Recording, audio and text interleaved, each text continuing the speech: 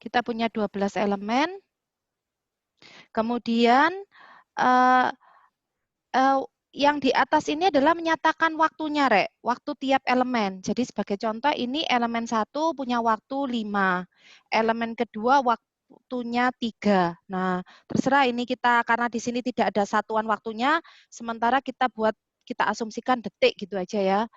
Jadi ini 5 detik, elemen kedua waktunya 3 detik, elemen 3 waktunya 4 detik, dan seterusnya.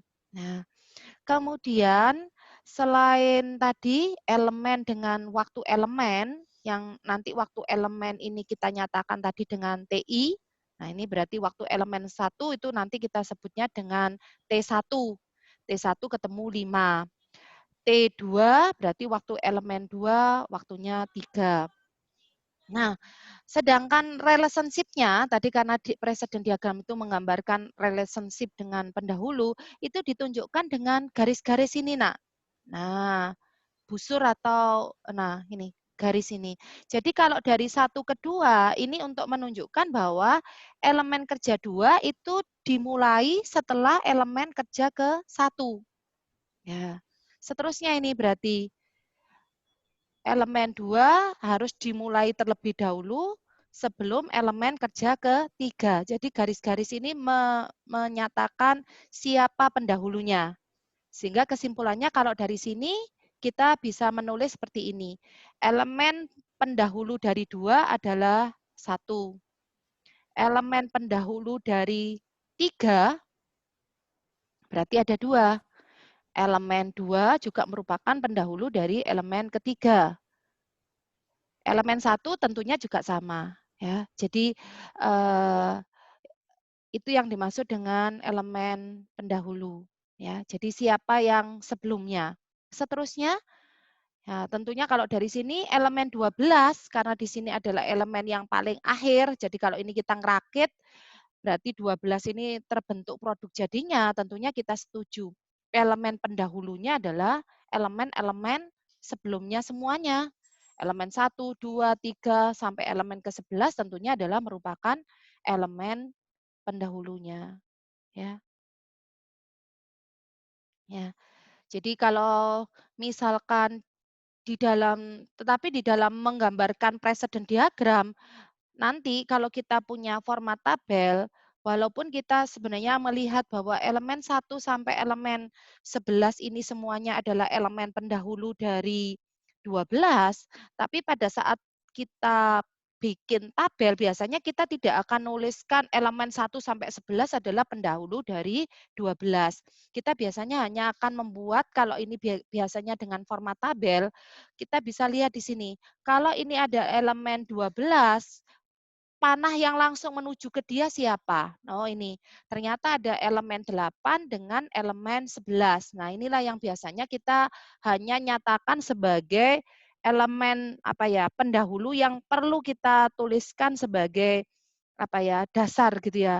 Jadi kenapa? Karena di sini kan kalau kita lihat 8 menuju ke 12, 11 juga menuju ke 12. Berarti elemen 8 dan 11 kita katakan sebagai elemen pendahulu, 9 juga. 8, 9, dan 11. Itu adalah elemen pendahulu dari elemen 12. Ya. Yang tadi Bu Anissa sampaikan bahwa juga termasuk elemen 1 ini nanti fungsinya adalah pada saat kita harus diminta menghitung bobot posisi pada saat menggunakan metode RPW, ya. Jadi secara secara generalnya kalau kita sudah elemen 12, elemen 1 sampai 11 ini semuanya adalah merupakan elemen-elemen pendahulu. Namun kalau terkait dengan pekerjaannya sendiri, tentunya dari sini elemen 12 itu yang paling kelihatan harus berhubungan langsung tentunya adalah hanya elemen 8, 9, dan 11 saja. Nah, secara garis besar untuk membuat line balancing inputannya hanya seperti itu aja. Jadi hanya presiden diagram aja. yang dari presiden diagram ini sudah menggambarkan mengenai elemen dengan waktunya. Sedangkan nanti CT dan seterusnya kita tentukan. Kemudian kita akan coba berdasarkan presiden diagram ini kita akan melakukan penyeimbangan lintasan dengan menggunakan metode pertama kita sebut dengan metode Kilbridge-Weston atau kita lebih banyak lebih familiar menggunakan metode yang kita sebut dengan region approach. Nanti mungkin bisa dilihat di penugasan. Metode ini kita sebut dengan metode region approach atau dalam bahasa Indonesia kita sebut dengan metode pendekatan wilayah. Jadi kalau di metode region approach ikuti seperti ini. Pertama, gambarkan presiden diagram. Bagi elemen-elemen kerja dalam diagram tersebut ke dalam kolom-kolom. Kolom ke-1 adalah elemen-elemen kerja yang tidak memiliki elemen kerja pendahulu atau predesesor. Jadi kolom 1 itu adalah semua elemen yang tidak punya predesesor. Tentunya yang tidak punya predesesor adalah elemen kerja yang pertama biasanya, dia kan nggak punya pendahulu. Kemudian kolom kedua adalah elemen-elemen kerja dengan elemen kerja pendahulu di kolom ke-1. Kemudian kolom ketiga adalah elemen-elemen kerja dengan elemen kerja pendahulu di kolom 2 dan seterusnya. Kita tidak akan lihat next halaman berikutnya, tapi kita coba lihat dari soal. Kalau dari seperti ini, berarti langkah pertama kalian harus bisa bikin presiden diagram yang dari sini nanti kita bisa membagi menjadi wilayah-wilayah begitu. Kira-kira gambarannya seperti ini. Jadi kita bagi menjadi area-area begitu ya dengan memberikan misalkan garis tipis. Kalau kita kembali ke sini lagi, maka yang dimaksud dengan area pada wilayah 1 adalah area dengan semua elemen tanpa predesesor. Berarti di sini tentunya hanya ada satu elemen. Elemen 1 ini kan tidak punya predesesor karena dia adalah elemen yang pertama kali. Berarti elemen 1 masuk di kolom pertama. Sesuai dengan teori tadi, kolom kedua itu adalah elemen yang memiliki elemen kerja pendahulu di kolom ke-1. Berarti kalau dari sini, kalian harus cari elemen-elemen yang punya hubungan dengan elemen ke-1. Berarti di sini kebetulan ini contoh yang sangat mudah. Elemen 2 itu punya hubungan dengan elemen ke-1. Elemen 4 juga punya hubungan dengan elemen ke-1. Maka elemen 2 dan 3 masuk ke dalam region 2 atau masuk wilayah 2. Seterusnya, Rek, kalau dari sini maka nanti kolom ketiga itu adalah semua elemen yang punya hubungan dengan elemen di kolom kedua. Tinggal dicari aja, tadi siapa yang ada di kolom kedua? Oh, 2 dengan 4. Cari aja yang dia punya garis berhubungan dengan elemen 2 dan elemen 4. Tentunya kalau dari contoh ini hanya 2, yaitu elemen 3, karena elemen 3 punya hubungan dengan elemen 2, dan elemen 5 punya hubungan dengan elemen 4. Seterusnya sehingga sesuai dengan konsep tadi, maka kita bisa dapatkan 8 wilayah. Sampai sini, Rek, bisa dibayangkan ini, Rek, untuk penentuan wilayahnya? Bisa, Bu. Jadi Bisa, Bu. membagi Bisa, Bu. wilayahnya itu tinggal hanya ngelihat dari yang penting kolom pertama tentukan siapa pendahulunya, kemudian nanti kolom kedua itu pokoknya semua elemen yang punya hubungan dengan kolom sebelumnya. Lihatnya dari garis-garis ini aja seterusnya. Nah, contohnya kalau ini kita setuju kan yang masuk di kolom keempat yang punya hubungan dengan elemen di kolom ketiga. Nah, tentunya ini kita setuju hanya ada satu elemen yaitu elemen 6. Karena elemen 6 punya hubungan dengan elemen ketiga dan elemen ke-5 yang terletak di kolom ketiga. Nah, jumlah wilayah ini tentunya tergantung dari preseden diagram, sehingga sudah sangat dikatakan bahwa preseden diagram itu menjadi arwah pada saat kita melakukan line balancing. Termasuk layoutnya nanti akan sangat dipengaruhi oleh preseden diagram kita. soal dengan presiden diagram yang berbeda akan menghasilkan jumlah wilayah yang berbeda juga. Namun langkah pertama di dalam metode region approach pokoknya seperti ini. Bagi elemen-elemen dalam presiden diagram menjadi sejumlah wilayah. Saya kembali ke teori lagi. Setelah kita membagi wilayah, ini adalah langkah ke-1. Setelah kita membagi menjadi wilayah-wilayah, maka langkah kedua baru menghitung CT. Sebenarnya untuk menghitung CT ini kita bisa lakukan sebagai langkah pertama, tapi nggak apa-apa. Kebetulan di sini CT diletakkan sebagai langkah kedua. Nah, seperti yang tadi Bu Anissa sampaikan, untuk menghitung CT ada 3 rumus. Yang pertama adalah dengan menggunakan T per D. Untuk rumus yang T per D, dalam contoh soal ini tidak kita bisa lakukan. Kenapa? Karena kita tidak punya informasi mengenai demand. Sehingga kalau tidak ada informasi mengenai demand, maka perhitungan CT kita tidak lakukan dengan cara yang pertama. Nah, yang kita bisa lakukan untuk menentukan CT kalau kita hanya punya informasi presiden diagram seperti ini adalah kita bisa melihat dari waktu yang terbesar. Kalau kita lihat dari sini, elemen yang memiliki waktu terbesar adalah elemen ke-12. Karena ini elemen 12 punya waktu 7. Yang lainnya kan waktu elemennya 5, 6, dan seterusnya. Sehingga CT kita bisa tentukan sama dengan 7 detik. Nah, itu langkah pertama untuk menentukan CT, 7 detik.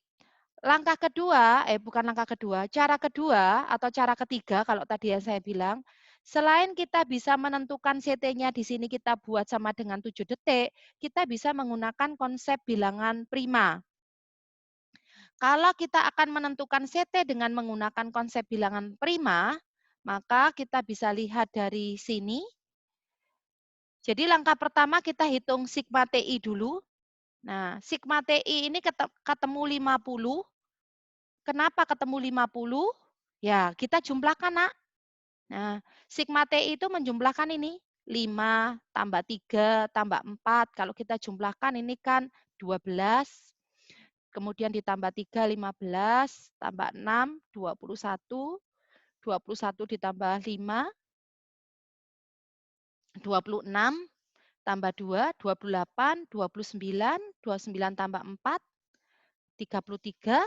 33 tambah 4, 37. 37 tambah 37, 44. 44 ditambah 6. Jadi tentunya yang dimaksud dengan sigma TI ya jumlahkan aja waktu dari seluruh elemen. Sudah terbukti hasilnya tadi sigma TI-nya adalah sama dengan 50. Kemudian setelah kita ketemu sigma TI-nya 50, maka kita menggunakan pohon faktor. Kalau kita punya bilangan 50, maka kalau kita pakai pohon faktor tentunya setuju ya, hasilnya adalah 2 kali 5 kali 5, pohon faktor dari 50. Kan 50 dibagi 2 kali 25. 25 sendiri terdiri dari 5 kali 5. Sehingga kita punya bilangan prima dari atau pohon faktor dari 50 adalah 2 kali 5 kali 5. Nah, sehingga dari perkalian tadi faktor primanya kita bisa bentuk semua kemungkinan waktu siklusnya. Yang pertama untuk menentukan waktu siklus kita ambil dari tiap elemen. Jadi contohnya kalau di sini faktor primanya adalah 2 dengan 5, ya saya agak lupa itu konsepnya namanya faktor prima, bilangan prima, dan seterusnya. Tapi kalau kita lihat dengan 2 kali 5 kali 5, kita dapatkan bilangan prima yang mungkin ada 2, yaitu 2 dan 5. Maka waktu siklus yang mungkin pertama adalah dari komponennya itu, yaitu 2 dengan 5. Kemudian dari hasil perkaliannya. 2 kita kalikan dengan 5, hasilnya 10. 5 kita kalikan dengan 5, ketemunya adalah 25. Dan yang terakhir tentunya perkalian dari 3 bilangan ini akan menghasilkan 50. Sehingga dengan menggunakan konsep bilangan prima, kita punya 5 alternatif waktu siklus. Ya, 2, 5, 10, 25, dan 50. Nah, dari sini kenapa ada pertanyaan alternatif waktu siklus mana yang tidak mungkin? Yaitu 2 dan 5. Kenapa? Nah, di sini tidak ada jawabannya. Mungkin ada yang ingat pada waktu kita tadi ingin mendesain line balancing, maka syaratnya waktu siklus itu minimal harus sama dengan waktu elemen terbesar. Tadi Bu Anissa sudah sempat menyampaikan bahwa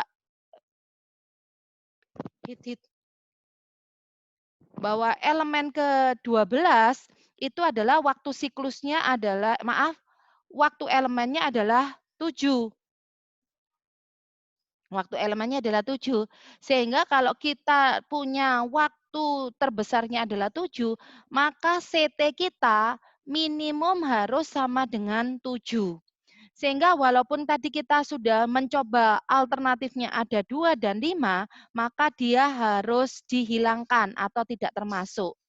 Berarti kalau dengan menggunakan rumus bilangan prima, kita dapatkan waktu siklus yang mungkin adalah 10, 25, dan 50. Ditambah lagi tadi, kita bisa menggunakan bilangan yang terbesar tadi, 7. Kesimpulannya, Rek, pada waktu kita melakukan penentuan waktu siklus, bisa lebih dari 1. Nah, contohnya kalau dari sini, kalau dengan menggunakan cara kedua, berarti kita dapatkan CT kita 7. Kalian boleh menggunakan itu. Kalau dengan menggunakan bilangan prima, maka CT kalian akan ketemu 3, yaitu kalian punya 10, 25, dan 50. Pilihlah salah satu aja dari sekian pilihan tadi, 7, 10, 25, dan 50. Nah, di sini diberikan contoh dalam slide ini dengan misal kita memilih CT-nya sama dengan 10. Kalau di tugas akhir atau dalam PKN-PKN yang mungkin mengambil topik tentang line balancing, biasanya CT ini dicoba beberapa kemungkinan. Ya, jadi misalkan kita coba CT, ini misalkan kita coba semuanya. CT 7 nanti line efisiensinya berapa? CT 10 line efisiensinya berapa? Jadi selain kita menggunakan beberapa metode, kita juga bisa mendesain lintasan seimbang ini dengan menggunakan beberapa CT. Nanti dipilih yang efisiensinya paling tinggi. Namun dalam kuliah ini kita asumsikan kita hanya akan memilih 1 CT saja. Misal kalau CT-nya ketemu 10 menit, maka apa langkah berikutnya? Kita harus menghitung jumlah stasiun kerja minimum. Sesuai dengan rumus tadi, jumlah stasiun kerja minimum, masih ingat? Rumusnya adalah sigma TI dibagi dengan CT. Nah, supaya saya tidak bolak-balik, oh ini di atas sudah ada. K adalah sigma TI dibagi CT. Tentunya kita tadi setuju, sigma TI kita adalah 50 detik, sedangkan CT barusan kita pilih 10. Maka jumlah stasiun kerja minimum adalah 5. Maksudnya bagaimana?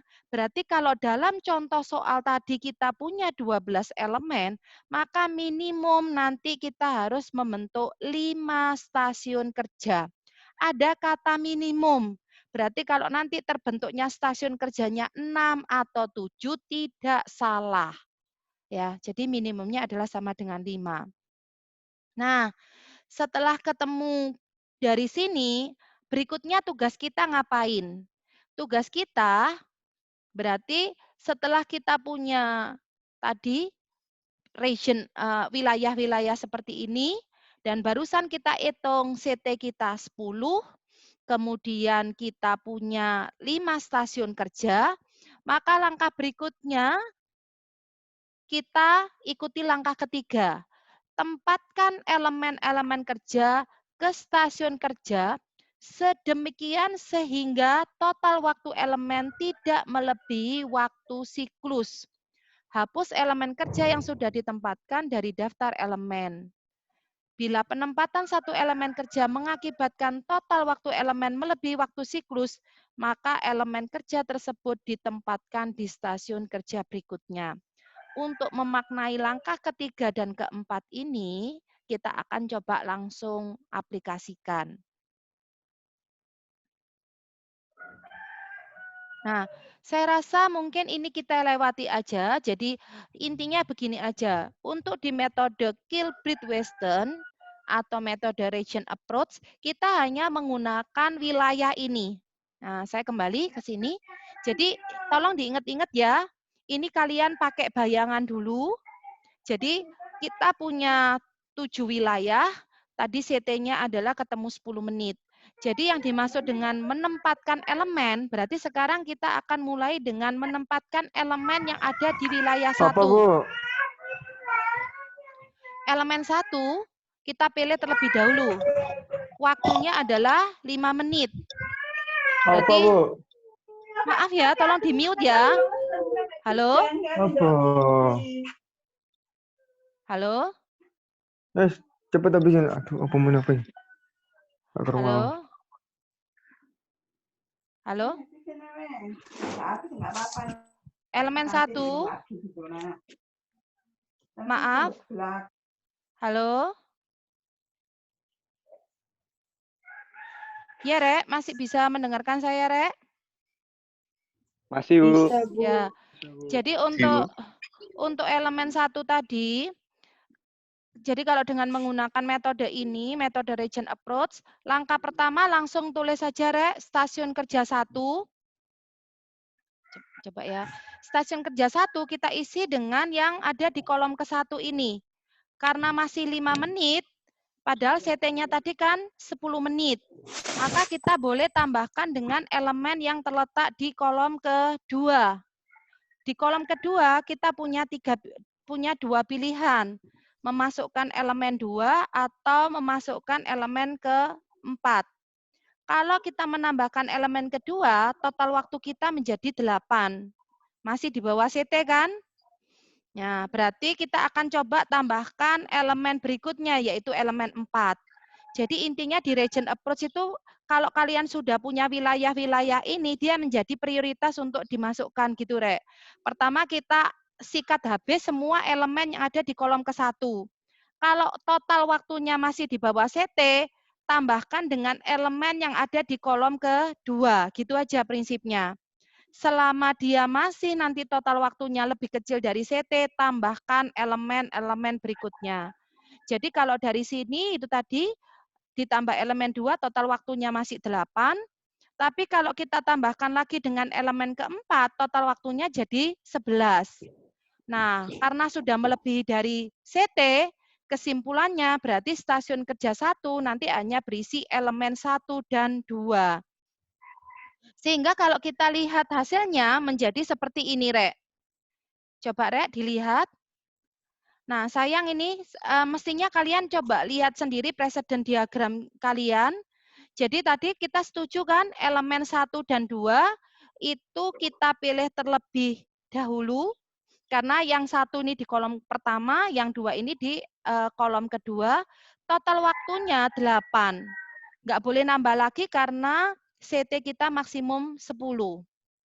Nah, kemudian berarti elemen keempat kita masukkan di stasiun kerja yang kedua. Waktunya masih 3. Maka kalau kita lihat dari sini, sesuai dengan pendekatan wilayah, maka stasiun kedua berisi elemen 4, kita tambahkan dengan elemen berikutnya yang berada di kolom ketiga. Nah, terserah kalian mau nambahkan elemen ketiga atau elemen kelima. Tidak ada masalah karena semuanya predesesornya kan sudah dipilih sebelumnya. Kalau dari contoh ini, dia lebih memilih elemen 5. Ya, sehingga nanti pada stasiun kerja yang kedua, elemen 4 ditambah dengan elemen kelima. Dengan total waktu atau station time-nya adalah 3 ditambah 6, hasilnya adalah 9. Ya. Kalau misalkan kalian memilih elemen ketiga, itu nanti berarti menjadi total waktunya adalah 3 ditambah 4, yaitu 7. Nah, kalau mau ditambah lagi dengan elemen 5, nggak bisa, karena 7 ditambah 6 hasilnya 13. Dia lebih besar dari CT. Jadi kalian nggak boleh menjumlahkan waktu yang lebih besar dari CT. Sehingga ini paling gampang atau paling yang lebih ideal adalah menggabungkan elemen 4 dan elemen 5 dengan total waktu yang hampir mendekati CT. Berarti ini digabung masuk stasiun kerja kedua, sehingga nanti stasiun kerja ketiga berisi ini, elemen 4. Jadi kita hanya ngelihat dari kolom-kolom ini aja. Berarti elemen ketiga waktunya 4, kita jumlahkan dengan elemen 6 yang waktunya adalah 5. Berarti 4 ditambah 5, total waktunya adalah 9. Seterusnya, kalau ini sudah masuk elemen kolom 4, kita pindah elemen yang berada di kolom kelima. Kebetulan ini elemen 7 waktunya 2, elemen 9 waktunya 1, elemen 10 waktunya 4. Kalau kita jumlahkan 2 tambah 1 ditambah 4. Kalau kita jumlahkan berarti masih 7. Nah, sedangkan CT kita 10. Mau ditambah dengan elemen berikutnya, coba dipikirkan. Kalau ini tadi jumlahnya sudah 7, kita mau tambah dengan elemen 8, 7 ditambah 6, hasilnya 13, lebih besar dari CT. Berarti kesimpulannya elemen 8 tidak bisa kita tambahkan. Ini kalau mau kita tambahkan elemen 11, ini tadi jumlahnya sudah 7. Kalau 7 ditambah 4, hasilnya juga 11. Kesimpulannya berarti nanti stasiun kerja, ini tadi 1 dengan 4, ini stasiun kerja ke-1. Maaf, 1 dengan 2 ini stasiun kerja 1, ini stasiun kerja 2, ini stasiun kerja ketiga, ini stasiun kerja keempat. Stasiun kerja keempat berarti hanya terdiri dari elemen 7, 9, dan 10. Kita bisa lihat dari sini. Nah ini, stasiun kerja keempat hanya berisi elemen 7, 9, dan 10. Jadi murni untuk metode region approach itu kita hanya melihat dari peletakan elemen pada kolom. Kolom yang letaknya paling awal, dia didahulukan untuk masuk, tetapi dengan syarat station time-nya tidak boleh lebih besar dari 10. Gitu aja, Rek. Sehingga hasilnya nanti akan ketemu stasiun 5, itu nanti adalah berisi elemen 8 dan 11, sedangkan stasiun kerja ke-6 ketemu elemennya hanya 12. Nah ini yang tadi Bu Anissa ngomong, bahwa walaupun kalian tadi menghitungkannya sama dengan 5, perlu kalian ketahui K ini adalah jumlah minimum. Jadi jumlah stasiun kerja aktualnya boleh saja lebih dari 5. Sebagai contoh di sini stasiun kerjanya adalah 6. Sampai sini, Re, ada yang mau ditanyakan? Masih bisa ngikuti, Re, untuk yang ini? Ya. Nah, sedangkan kolom yang terakhir ini adalah yang tadi kita sebut dengan idle. Idle itu adalah selisih antara CT dikurangi ST. Sebagai contoh, kalau tadi kalian cycle time-nya adalah 10 menit, sedangkan stasiun kerja 1, station time-nya hanya 8 menit, berarti 10 dikurangi dengan 8, maka hasilnya adalah 2. Kenapa 2 ini kita sebut dengan idle? Ini kan artinya begini, kalau CT-nya 10 menit, berarti sebenarnya kalian memberikan waktu standar begitu aja ya. Kamu stasiun 1 operator, tak kasih waktu 10 menit untuk menyelesaikan pekerjaanmu. Ternyata stasiun kerja 1 itu hanya butuh waktu 8 menit untuk mengerjakan elemen 1 dan 2. Maka dalam satu siklus berarti kan ada 2 menit yang nganggur. Karena dia sebenarnya dikasih waktu 10 menit, tetapi dia sendiri hanya mengerjakan 8 menit. Maka ada sisa waktu 2 menit. Inilah yang kemudian selisih antara CT dikurangi ST kita sebut dengan ada idle atau delay. Dengan kata lain, di sini stasiun kerja 1 akan idle 2 menit, Stasiun kerja 2 akan idle 1 menit karena 10 dikurangi 9 adalah 1. Hanya stasiun kerja 5 yang tidak ada idle.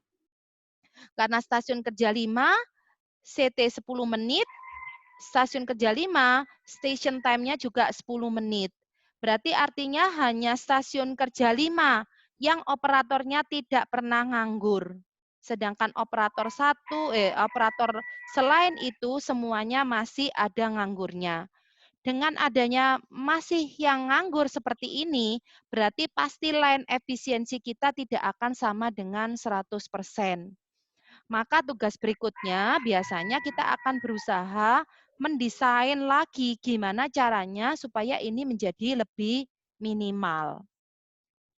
Itu misalkan untuk skripsi ya, tapi kalau untuk kalian sudahlah, yang penting sudah ada satu pengelompokan pekerjaan seperti ini sudah selesai. Inilah yang kemudian kita sudah sebut dengan kita telah melakukan penyeimbangan lintasan. Jadi dari precedent diagram yang tadi kita punya 12 elemen, kesimpulannya sekarang kita punya 6 stasiun pada lini perakitan kita. Stasiun 1 nanti operatornya akan kamu suruh untuk merakit elemen 1 dan elemen kedua. Stasiun kerja kedua, operatornya nanti akan kamu minta untuk melakukan merakit elemen 4 dan elemen 5 dan seterusnya. Sehingga kita di sini berarti sudah memberikan penugasan. Tiap stasiun mereka harus mengerjakan pekerjaan apa. Tugas kita yang terakhir adalah menghitung berapa keseimbangan lintasannya. Nah, seperti yang sudah dituliskan di depan, coba kalian cek lagi. Rumusnya untuk menghitung line efisiensi itu bisa kita peroleh dari sigma station time. Nah ini, jumlahkan aja waktu seluruh stasiun, atau sebenarnya jumlah dari waktu seluruh stasiun sama saja dengan sigma TI. Jadi di atas ini sebenarnya sama saja dengan sigma TI. Sigma TI tadi kita adalah 50. Kemudian dibagi dengan K kali CT. Perlu kita ketahui, walaupun tadi jumlah stasiun kerja kita adalah 5, itu adalah jumlah minimum. Pada saat kita menghitung line efisiensi, kita menggunakan stasiun kerja aktual. Di sini jumlah stasiun kerja aktual kita ada 6. Sehingga line efisiensi kita peroleh dari sigma TI, di mana sigma TI-nya adalah 50. Kita bagi dengan jumlah stasiun kerja aktual kita 6, dikalikan dengan CT. Jadi 6 kali 10 kita kalikan dulu, ini menjadi 60, berarti 50 dibagi 60, kemudian kalikan dengan 100%. Jadi 5/6 kali 100%, hasilnya line efisiensi kita adalah 83,3%. Kalau kalian merasa dengan line efisiensi ini masih jauh di bawah 100, kalian bisa bikin pengelompokan stasiun kerja yang lainnya. Caranya, biasanya yang kita mainkan adalah CT-nya. Jadi kalian coba aja dengan tadi misalkan yang CT7 atau CT25, apakah bisa menghasilkan line efisiensi yang lebih tinggi. Namun untuk kuliah ini kita tidak akan coba dengan CT yang lainnya, jadi kita hanya akan tetap dengan CT10 saja. Nah, ini untuk perhitungan smoothness index-nya. Jadi smoothness index itu tadi kita peroleh kalau dari rumus ini adalah kita kurangkan antara ST max dengan STI kemudian dikuadratkan. Kita akan coba buktikan kenapa ketemu akar 24. Maaf, di sini mungkin untuk SI-nya tidak ada contoh hitungannya. Tetapi kalau kita lihat di sini kita tentunya setuju ST max kita adalah 10. Karena di sini yang paling besar adalah 10. Berarti berikutnya untuk menghitung rumus tadi adalah STI dikurangi ST max dikuadratkan. Berarti ini menjadi 8 dikurangi 10 dikuadratkan. 8 dikurangi 10 kan min 2. Min 2 dikuadratkan, berarti ini hasilnya 4. Kemudian nanti ini 9 dikurangi 10 dikuadratkan. Kan rumusnya STI dikurangi, ST max dikurangi, kebalik ya, ST max dikurangi STI. Berarti 10 dikurangi 9 dikuadratkan, hasilnya 1. Ini sama, 10 dikurangi 9 dikuadratkan, hasilnya 1. 10 dikurangi 7 dikuadratkan, berarti 9. Ini 10 dikurangi 10 dikuadratkan hasilnya 0.